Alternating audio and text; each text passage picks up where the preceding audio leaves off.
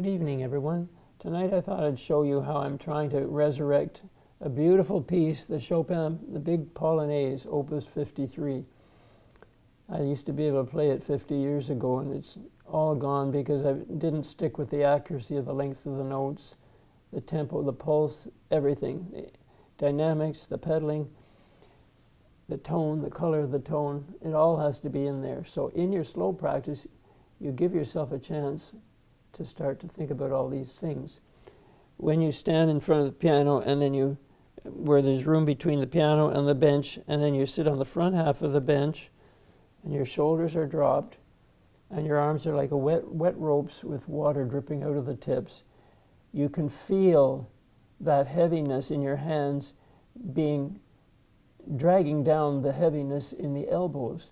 Because when you can be aware of that weight of the elbow, when you can, Adele Marcus said, it's a lot like playing tennis. She said she nearly married a tennis player. But if you think of the tennis player firing away at the elbow and sending it up over the keys, and then if this was ice and on a lake in the winter, and you've drilled a hole through the ice, or if this is a golf hole, you've got to be able to dive that elbow right down through, drop it right down through to the bottom, and then imagine you were Michael Phelps after he's done one of his dives. He's down there, he's got to get back up to get air. So after you draw the key down, you have to be able to flip around, drawing with your finger, and use the larger muscles like the triceps and the shoulders and the back to get it up to the surface and over the next note with a relaxed hand, because you need the relaxed hand. It's not going to do you any good to have it stiff. After that tone is produced and you've used the strength to draw the tone in all of this action, then being tight is only going to make the next note stiff, so you don't want that.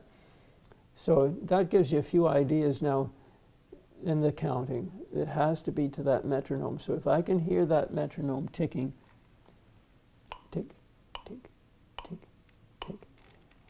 My dear friend Natalie Coriati has shown me how important it is to to stick to that tick of that metronome and be that disciplined. I wasn't listening accurately to the tick. I was just saying, yeah, well, okay, it's a tick, and tick, tick, and tick, tick, and the tick gets faster, and then it doesn't have a beat, a pulse.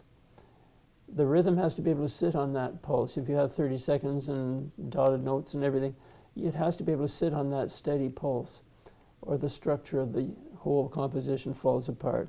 Then you have to be able to link the phrases and have one phrase leading to another, and coming from the one before, it has to have a purpose in the art form that you're producing. All these elements have to come into it, and only through your slow practice can you do it. Now, the warmth of that tone is so important for each note, so be able to have the hand relaxed enough when you come in, and then when you say that tick, tick, tick, tick, tick, each one plays at the right point in time because of that. So I'll give you an idea of what I'm trying to do with it for these first few pages of the Grand Polonaise, this Opus 53. So if I think tick, tick, tick, tick, tick, tick,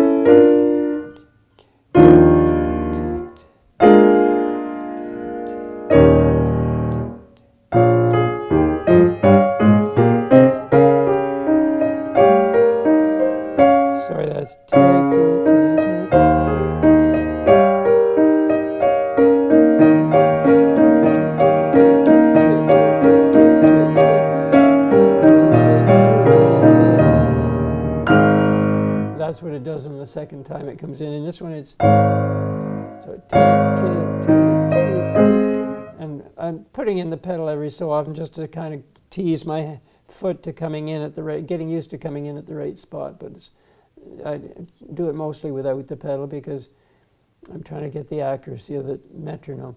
Tick, tick. That's a harsh tone. I need a more relaxed hand. Wet ropes.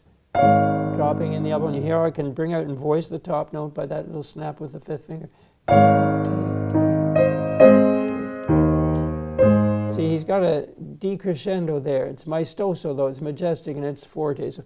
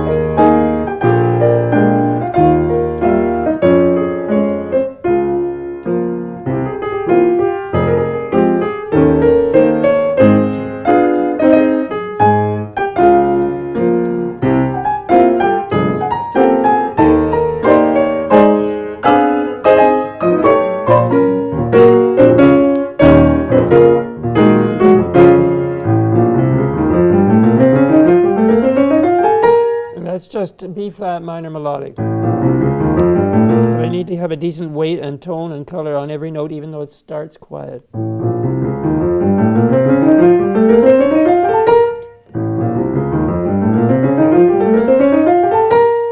Dead together, and then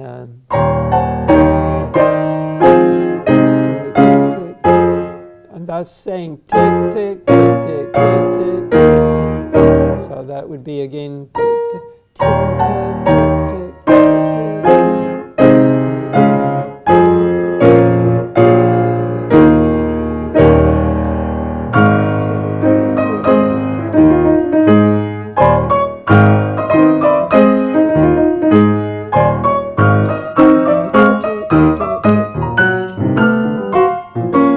Get those notes accurate.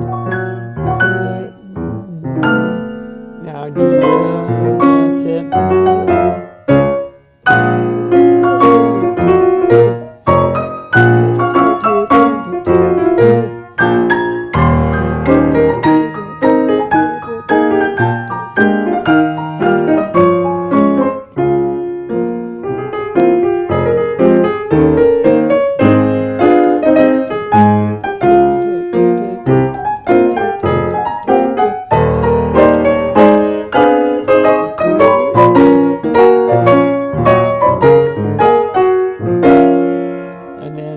B flat minor again, only it goes an extra octave higher.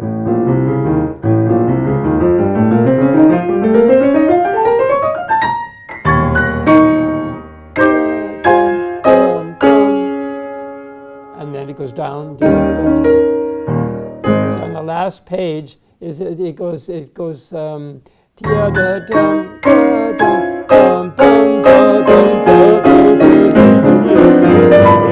does all this stuff. It's wild when it goes at the last, but it's just a variation on what this is. So this is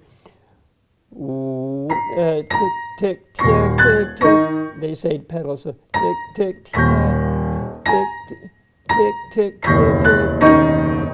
Have to have the hand open for the full octave before you get wrong notes. Tick tick tick tick tick. And you got to play all the right notes. Tick tick tick tick tick tick.